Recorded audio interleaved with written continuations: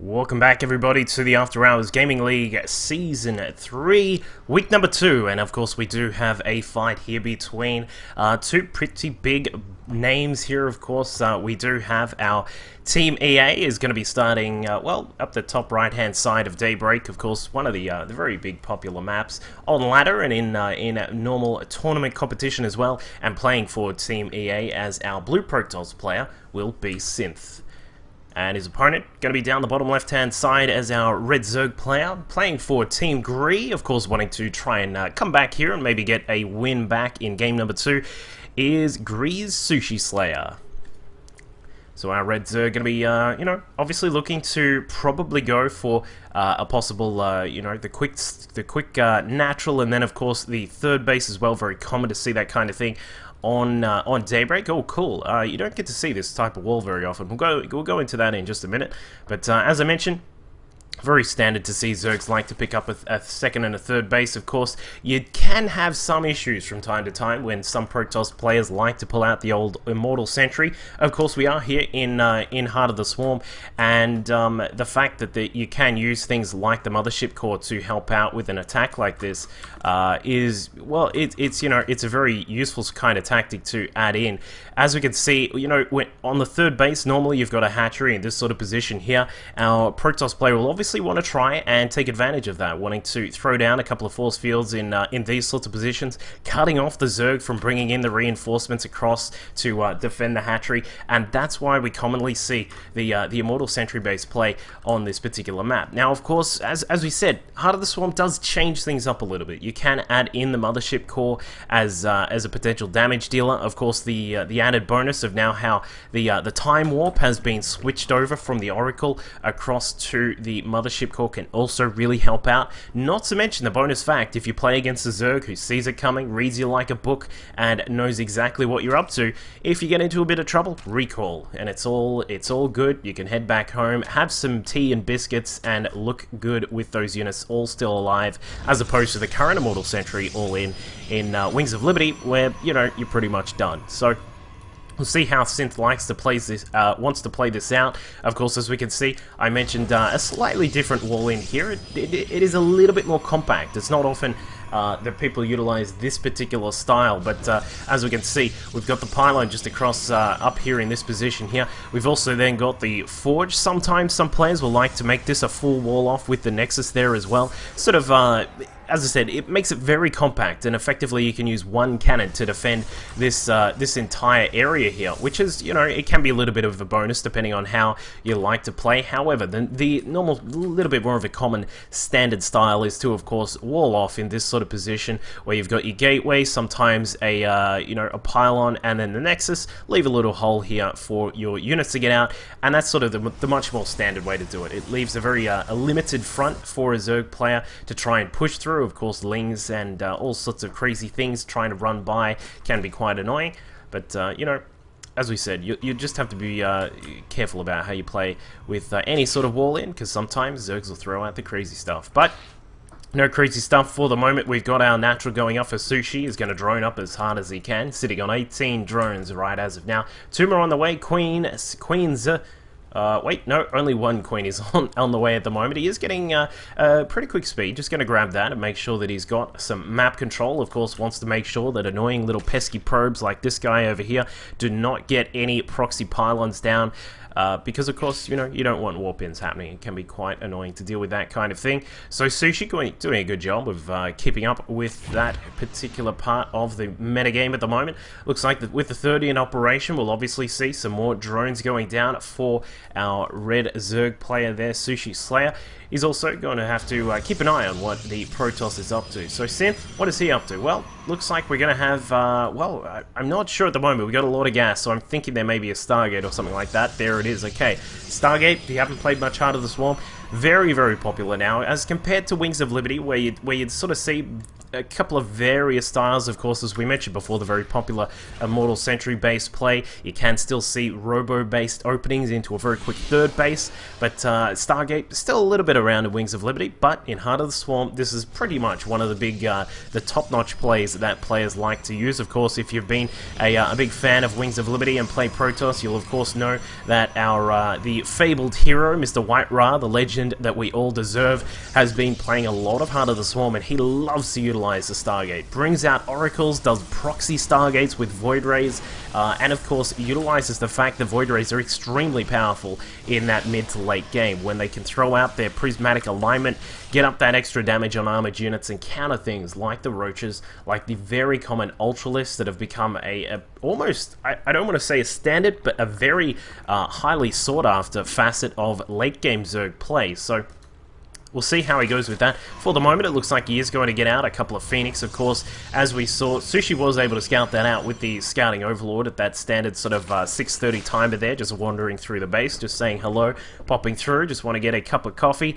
And he's going to get up some defenses, of course, a Spore Crawler up inside the mineral line there. This one, I'm not sure how I feel about this one being a little bit further back there from Sushi. Of course, the common sort of positions you see, and you know, normally sort of in these spots just around here, just because they give good coverage on both the Queen and of course the drones as well. But you know, we'll have to see how this goes. And yeah, again, another one just down here, just sort of, it's a little bit too far away. The area of coverage that this kind of Spore Crawler will help out with is sort of like that sort of area there. That's not a perfect circle, but who cares?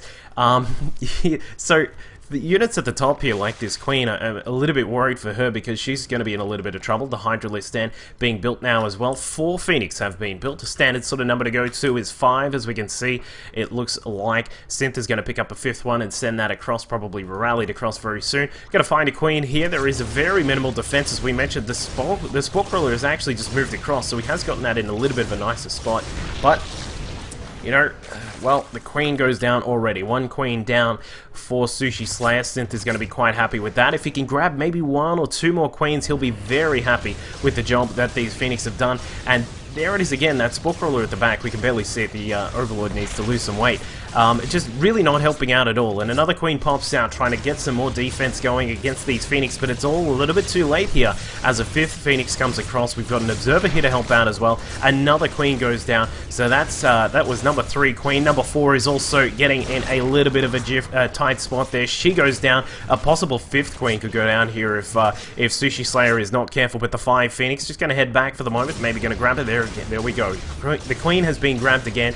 She's been snatched up, and the 5th Queen has now gone down here for Shushislayer. That's really going to eat into his production. Of course, that means no injects. It means he'll only have a small amount of creep tumors. In fact, just 1 creep tumor out on the map for the time being. It's not going to totally destroy him, but it does put him in a very, very annoying spot, where of course we have no real defense against these Phoenix now out on the map. They're going to find a random stray Overlord just across here. He did get Shushislayer's supply block for a short while there as well. So we'll see how Sushi's going to react to this. It looks like Synth, that's probably the weirdest spot I've ever seen a couple of cannons, and he's going to cancel one of them. I'm not sure what this other one is intending to do, but back at home for him. We've pumped up the gateway count now up to a total of 8. We've also got the Robo Bay poking away there, or whatever that is in the middle of that, with the extended thermal lance on the way. A couple of observers already out on the map, so he has got he's had some decent vision. Of course, the Phoenix being able to provide some vision as well. So we have transitioned straight onto the Colossus tech. We've got Void Rays coming out as well. I mentioned before White Ra. A common thing White Ra likes to do, which I'm sure some of you may have seen as well, is you pump up the Void Ray count, grab about sort of 6, 7, maybe even more of those. Also grab the Mothership Core, which we still have not seen. I'm not sure what the deal is with the EA Protoss. We're against Mothership Cores at the moment, it seems. But either way, get the Void Rays out, take a Mothership Core with you as well, as long as she's got some energy. Come across to what is normally a like a 4th base for a Zerg just up here. activate that prismatic alignment, beam it down, and bam, you've got a dead hatchery, recall back, and your void rays should be all safe and sound. So, you know, I'd love to see something like that out of Synth here. Of course, he's in a position where he doesn't actually need to do too much already. He's getting up his third base here. That's going to be very secure. Despite the fact there are no cannons here, there are a lot of good defensive units that he can throw out here at the moment. It's very cool to see the Roach Hydra combination, of course, from way back in the day of old Wings of Liberty, way back to Beta, and a little bit after that as well. We, of course, did see the very common Roach Hydra-based composition from Zerg players. Very powerful tanks at the front of with those Roaches. You've then got Hydralisks at the back with their fantastic DPS, but that all changed once these big boys started coming into play. The Colossus with extended thermal lance, with their upgrades churning away, of course, 101 at the moment for Synth, so he's doing quite nicely with that. And then you throw in some Void Rays, and you've got a very dead Zerg due to the old Protoss laser death ball, as we said, a very common tactic to deal with Hydra Roach. Now, as we said, it's very interesting to see things come full circle, where Roaches and Hydras have been making a lot more of an appearance. Of course, we do have the move speed boost here, as you can see, with the muscular augmentation upgrade added in for the Hydras, so that they can get a much better move speed when off creep, and just in general, their move speed is much better. When previously in Wings of Liberty, they would have been much more of a pretty much a fire and forget kind of unit, where you would throw them out there, say, alright, cool, let's do some cool damage, and I'll never see you again. It's a bit like that with the Roaches as they currently stand, unless you've got a lot of creep covering you, or a lot of fungals, which is generally why we don't see them. They're not too powerful, because they're a little bit of a, you know, sort of a unit that requires sort of a bit of a sacrificial strategy. But Shushislayer, he's not going to be happy with the move speed they've already got. He's picked up his Ventral Sacs. It looks like that is about to finish up. Also the what is it, Pneumatic Carapace? I can't remember if that's the upgrade, but it has been done. The Overlord speed now done. Roaches, Hydras, all jumping into these Overlords here. The unfortunate part for them is they do not see the little voyeur in the side there. The Observer has been keeping up with all of this, and he knows exactly what's going on. Synth in position here. This drop, while it normally would be a fantastic little thing to do as a Zerg player, if you're trying to capitalize on a Protoss who's really fortified their front door, this is not going to work at all. Unfortunately, it has all been scouted out. It looks like this weird battery of pylons just across to the side here from Synth has kind of funneled up his own units, but it has also funneled up the Zerg. The Colossus will be able to sweep down with their thermal lance, just burning down all of these units here. Nice micro from Synth to pull one of the Colossus away. And speaking of pulling them away, Sushi is going to do his best to get all of these units out of dodge, because they are in big trouble right now. Stalker's coming across, blinking in on some of those units. The Mothership Core finally being built by Synth there, and he's got that in action. It looks like, as we can see, these guys are going to head back. He's probably going to have to sort of sit back and see what he can do.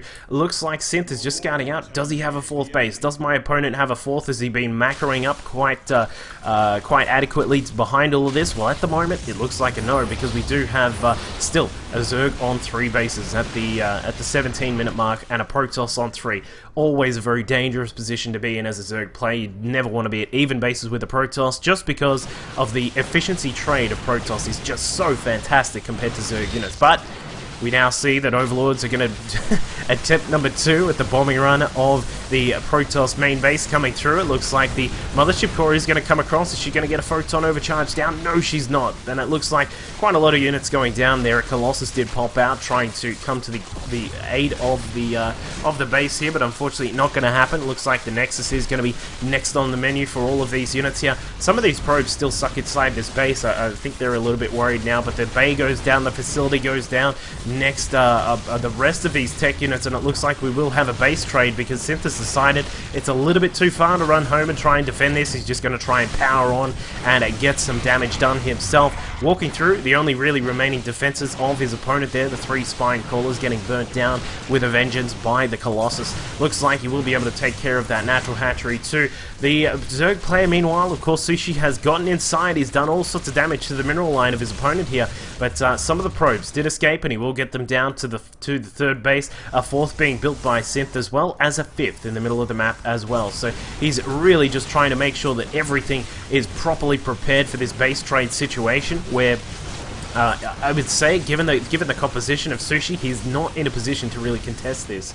And as we can see, he's going to lose his lair. He's lost the spawning pool as well. We can also see that the Evo chambers are probably going to burn down quite soon as well.